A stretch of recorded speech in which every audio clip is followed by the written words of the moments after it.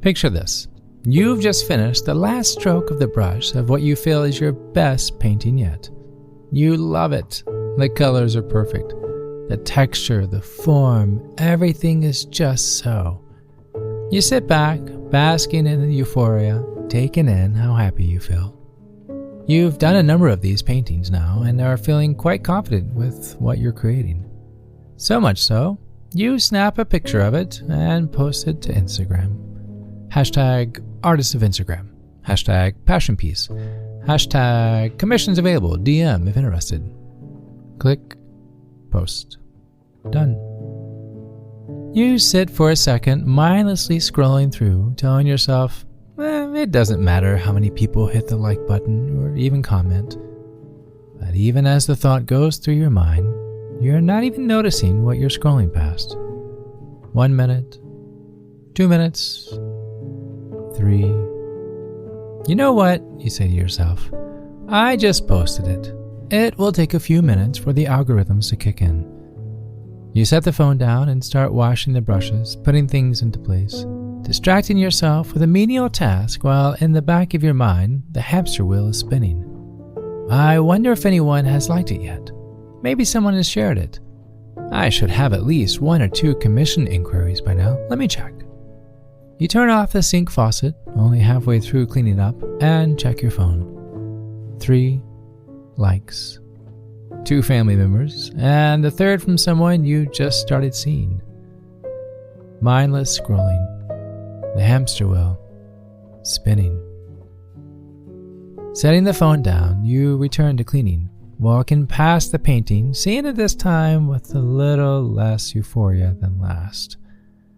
Why do I bother? You ask yourself. Leaving the brushes in the sink, tossing the apron onto the counter, you find the emotional embrace of your bed as you open the app and continue through the feed, slowly sinking deeper and deeper into self-doubt. Seeing other artists' work? Boring, you say. It just had shy of 600 likes. This style is so tired, you say. You're not even being creative at this point. You're just copying everyone else. How does this have 3,200 likes? Out of sheer frustration, you post a video of yourself doing a massive eye roll. 7 likes.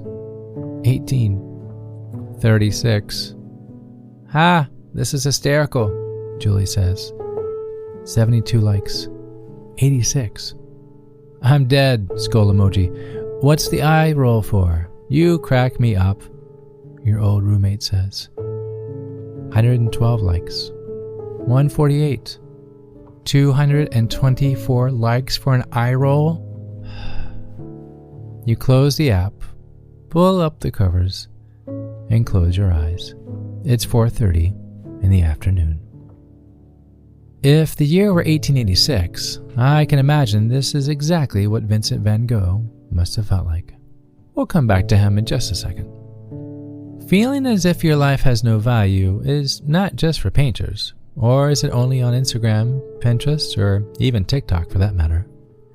You won't find a shortage of blissful selfies of Ken and Barbie riding the Pacific coast on horseback just as the sun is setting, rose petals directing a path to a spread adorned by peeled grapes and champagne on a Tuesday. But one thing there is plenty of: comparison. From the most decked out living rooms to abs that even Ken could only dream of, and he's made in a factory. If you're in need of a feel-good pick-me-up, peeking into the quote-unquote success of social media lives is not something I'd recommend. Ask anyone that knows me personally, and they'll attest, I am not a handyman. I can barely hold a flashlight, much less a hammer.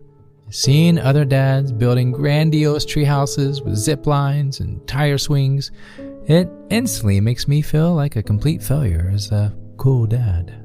Even as a concert pianist with numerous #1 albums, I can't help but to find myself submersed in self-doubt after watching a 9-year-old slay Mozart, or yet another mind-blowing YouTube video of Keith Jarrett effortlessly improvising the most intricate of melodies, live and on a crappy piano nonetheless.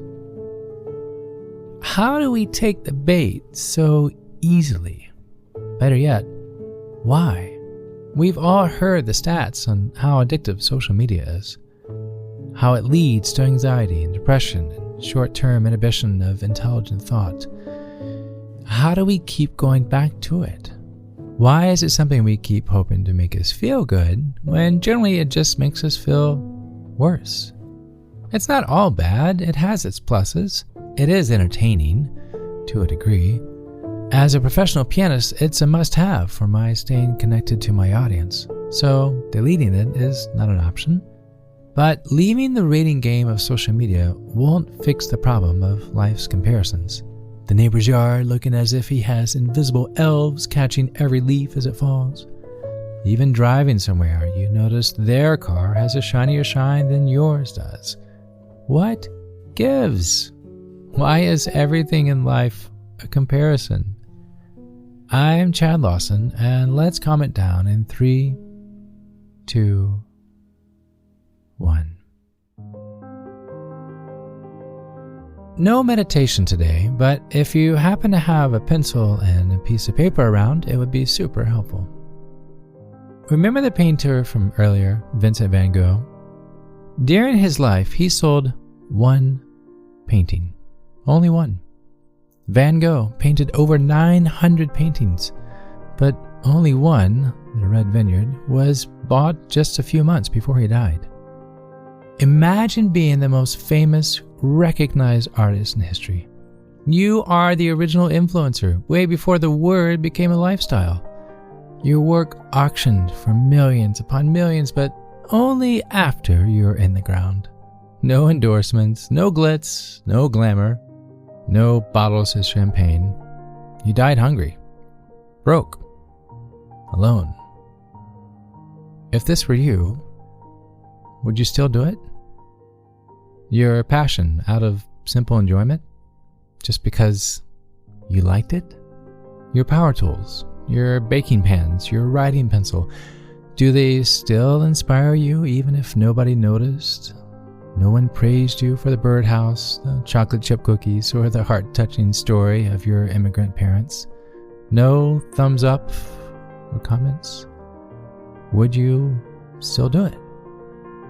It's easy to step into the world of hashtags and ratings, but my question to you is, on what basis is there such a thing as rating? Where do I find the scale of what is beautiful as opposed to boring? Who is the authority to declare such a definition? Guess what? There isn't one. There isn't. Try this with me.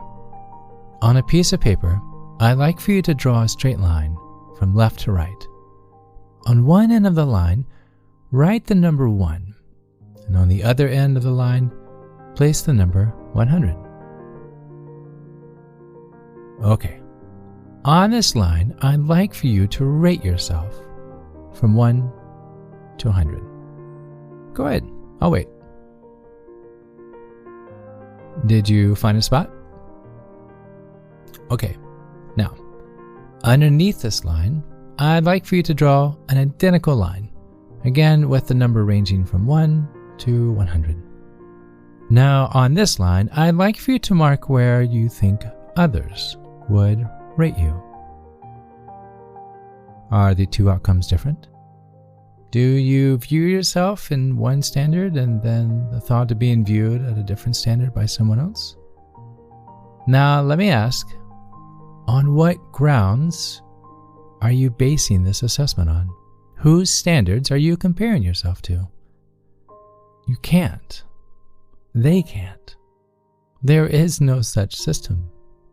As much as I wish to sit at the piano and play with such bravado as Lang Lang, guess what? He's already doing that. The world already has a Lang Lang. Go check him out. He's amazing. And as much as I would give the world to use a hacksaw and knowing I wasn't going to lose a finger, guess what? I don't own a hacksaw. My building a birdhouse is as difficult as my trying to construct a treehouse. So I don't even attempt. I carve the time to play driveway tennis with my 2 kids as we howl with laughs and, hey, nice shot, and competitive banter. What I have found personally is my kids need me as their dad, not the dad next door. And I'm grateful to say my listening audience found me, Chad Lawson, because they like the pieces that are right, the soft melodies that calm their mind and fill them with emotion. But it wasn't until I started being their dad that I found my worth. It wasn't until I started writing my music that I found my loyal audience. Had I listened or believed in a rating system based on someone else's point of view, I would never be the father I'm meant to be, the pianist I've been given the talent for, nor would I be the person that I've become.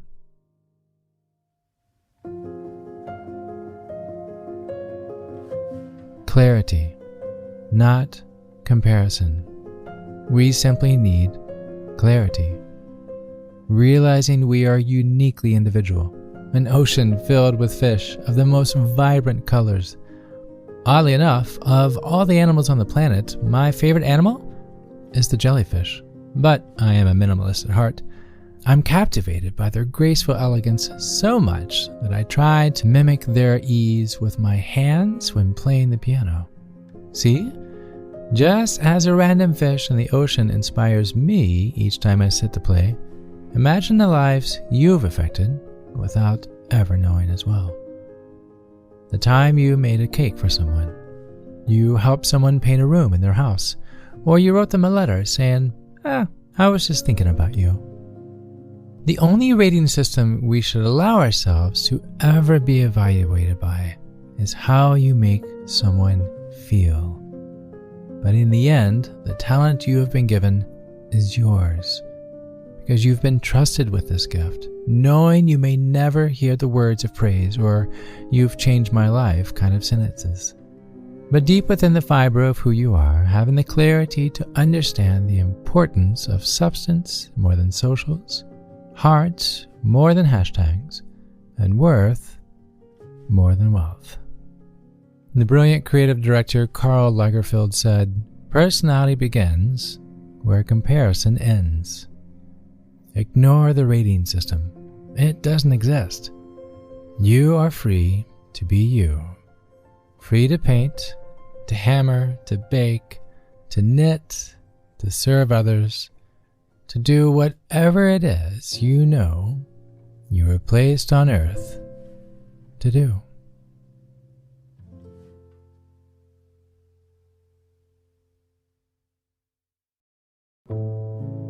To find more episodes of Calm It Down, hear the musical playlist from today's episode, or simply wanting to know where to send chocolate chip cookies, visit calmitdownpodcast.com.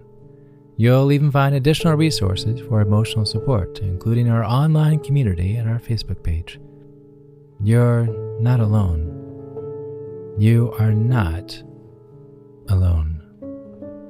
This podcast was written and produced by yours truly, Chad Lawson, composer, pianist, and nationally recognized Sweet Tooth. And now something my attorney wants me to say. The views, expressions, and techniques in this episode are of my personal opinion and is not intended to, nor should they serve as a substitute for medical advice or diagnosis rendered to you by your individual doctor or other healthcare provider. Only a licensed physician should evaluate your situation, provide a diagnosis, or render other medical advice to you, and you should only act upon the advice of such physician. Now, what I like to say. I am an extreme empath by nature, but my profession is that of a composer and pianist, not a licensed therapist or physician. I hear from thousands of listeners how my music has helped them through various stages of emotional needs, and I simply want to offer this and future podcasts in aiding those needs. To find a list of licensed professionals in your area, please visit calmitdownpodcast.com. And finally, if you've enjoyed today's episode, please leave a review. While it takes less than 60 seconds to do, its impact will last for years to come, as every little bit helps in growing the awareness and the importance of emotional health. I'm Chad Lawson, and until next time, be kind to your mind, and join me next week as we calm it down.